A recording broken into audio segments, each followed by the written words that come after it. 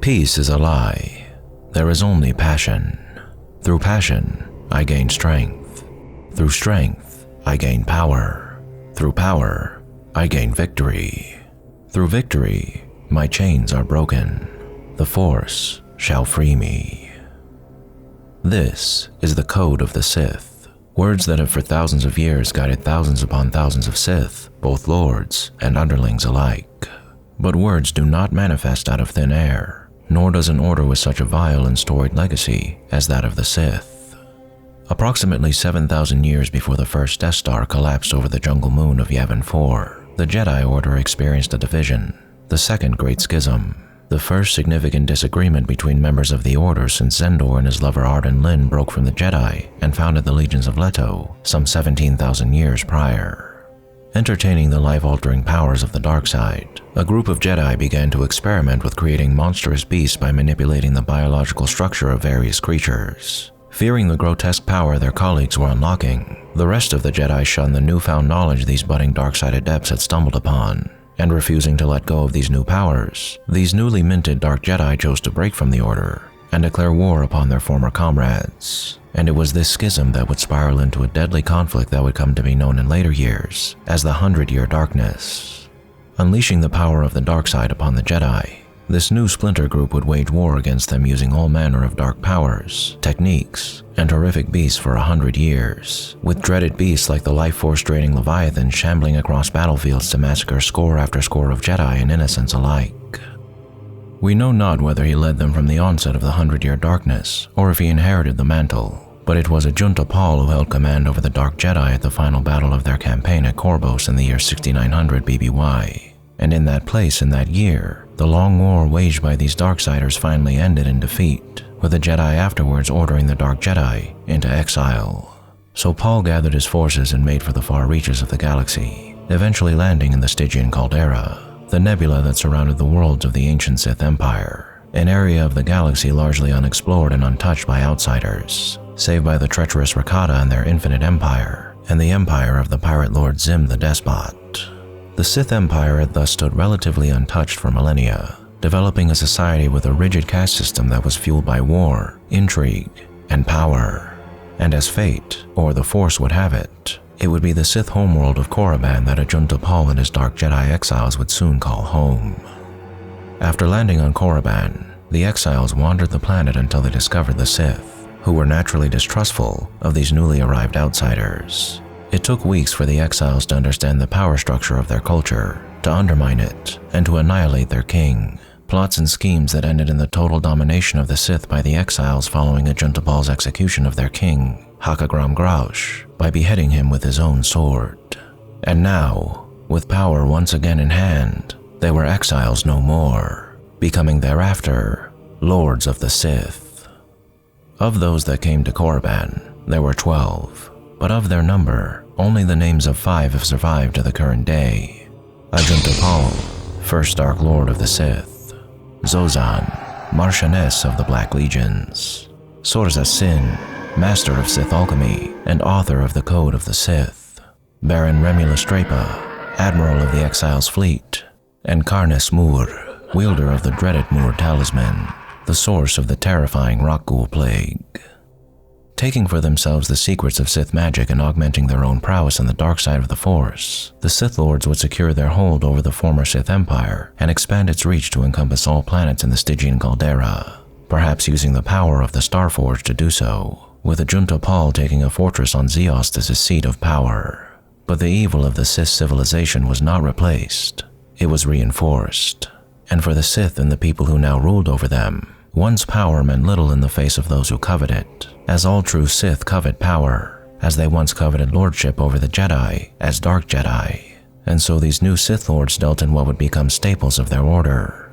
treachery, deceit, and usurpation, with each and every one of them seeking to supplant the other as supreme ruler of their newfound realm. And it's this infighting, this desire for the secrets and power of their brethren, that would ultimately seal their fates.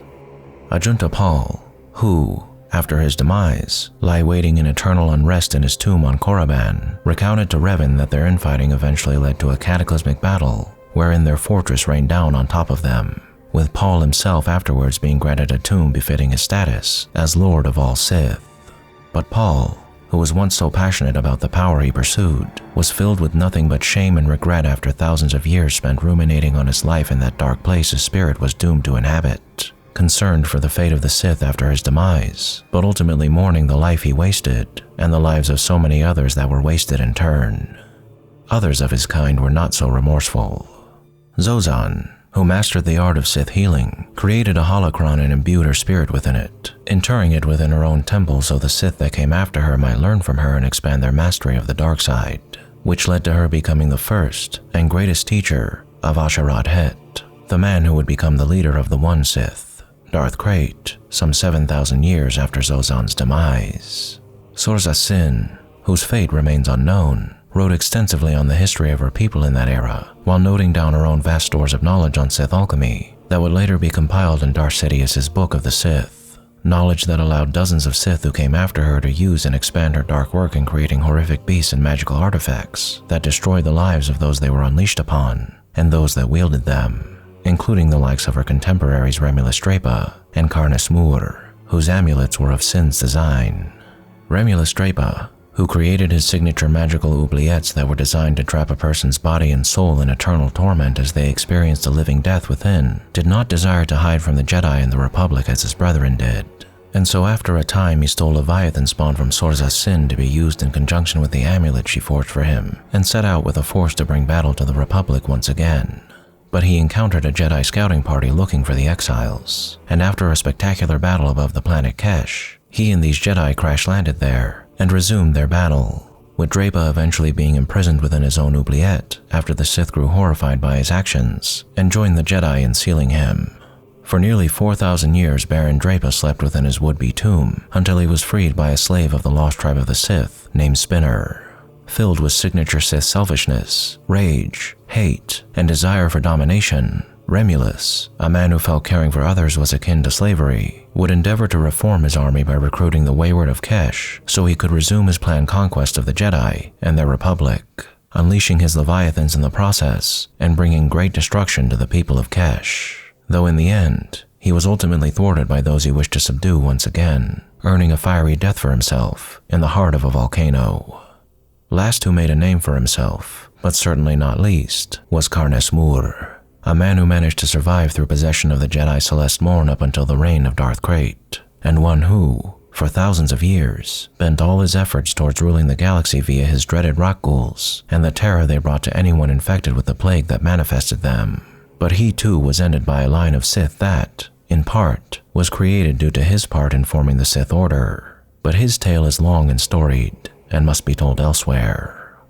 These are the original lords of the Sith as we know them, and in their quest for power, they unleashed a dynasty of evil that, in all likelihood, will continue to persist until all life in this galaxy is but a whisper on the wind, and the stars within darken forever. And perhaps it will be a Sith who ultimately brings that final end to all life in this galaxy, for no amount of regret by its founders can undo what's been done. And as they once walked in the shadow of Zendor's rebellion, each and every Sith since the exiles dominated the species that would give them their name has walked in their shadow. The shadow of evil. I hope you enjoyed this special presentation of the 270th episode of Analyzing Evil. Thank you to all my subscribers for your continued support, and if you'd like to support my work even further, consider signing up to become a patron using the link in the description, where you can get access to my videos a day early, ad-free, and uncensored for just $2 a month.